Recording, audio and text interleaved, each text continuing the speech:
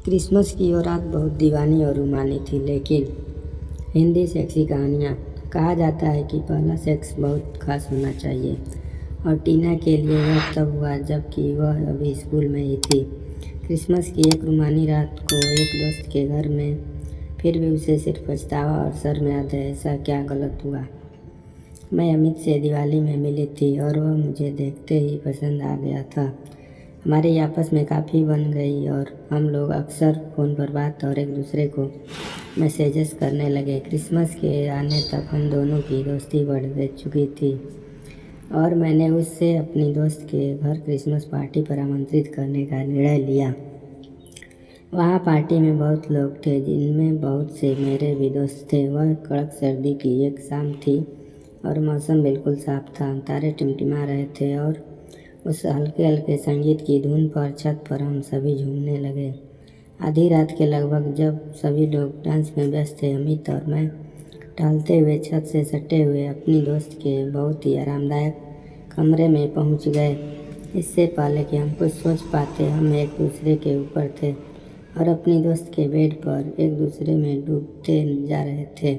जैसे जैसे अमित मेरी शर्ट के बटन खोल रहा था और मैं सोच में थी, मैं क्या कर रही हूँ, पर फिर भी मैं खुद को रोक नहीं पा रही थी। हम दोनों पर हमारे हार्मोन्स हावी हो गए थे और इतना खूबसूरत रूमानी माहौल भी इसमें मदद नहीं कर पा रहा था।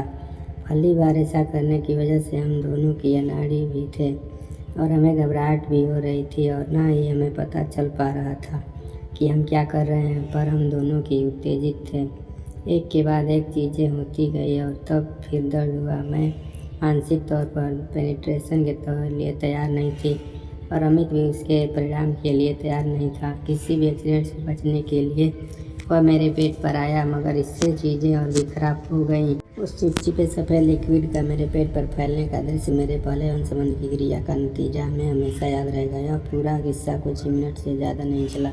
जब एक बार वह सब हो गया तो हमें बहुत अजीब सा महसूस हुआ, पर फिर भी हमने अपने आप को इकट्ठा किया और इससे पहले कि बाकी लोग हमें ढूंढते हम नीचे भागे। इस समय मैं बस यही चाहती थी कि पार्टी जल्दी से खत्म हो। अभी अभी मैंने पहली बार सेक्स किया था और इसमें मेरी उन सभी साधारणताओं को खारिज कर दिया था कि यह कैसा होना चाहिए। अगले कुछ महीनों में मैं अमित से उसके मुंबई मूव होने से पहले इच्छुक बार मिली।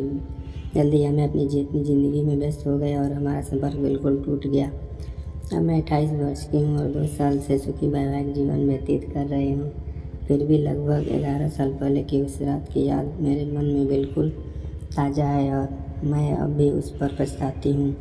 मैंने भी ज़्यादातर लड़कियों की तरह यही ख्वाब देखा था कि एक परफेक्ट इंसान के साथ परफेक्ट समय पर अपनी वर्जिनिटी का मौर्य को कहूँगी, और फिर भी चीज़ें बिल्कुल भी वैसी नहीं हुई, बल्कि मेरे मन में एक ऐसी छाप छोड़ गई जिससे मैं चाहकर भी दूर नहीं हो पा रही। मैं अक्सर सोचती हूँ कि कैसे मेरा पहला अनुभव अच्छा हो सकता था।